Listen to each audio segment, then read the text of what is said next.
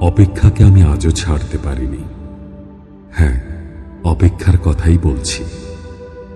ভালোবাসার রক্তিম ধারালো স্নিগ্ধ ছোঁয়ায় এ হৃদয় থেকে এক এক করে ছেড়ে গেছে সব লোভ, হিংসা, ক্রোধ, অহংকার, স্বার্থপরতা, সবকিছু।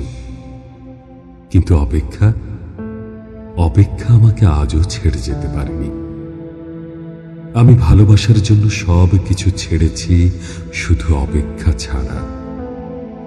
অপেক্ষাকে আমি আজও হৃদয়ের গহীনতম অংশে অবরুদ্ধ করে বেঁচে আছি।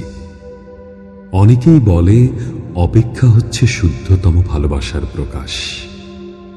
ভালোবাসতে সবাই পারে, কিন্তু সবাই প্রিয়তমার জন্য অপেক্ষা করতে পারে না।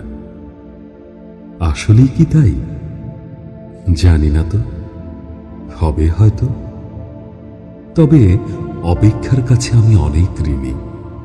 প্রিয়তমার জন্য অপেক্ষা আমাকে পাখির মতো সহজ হতে শিখিয়েছে, শিশুর মতো অনাবিল হতে শিখিয়েছে, আকাশের মতো বিশাল হতে শিখিয়েছে, ফুলের মতো স্নিগ্ধ সুন্দর হতে শিখিয়েছে।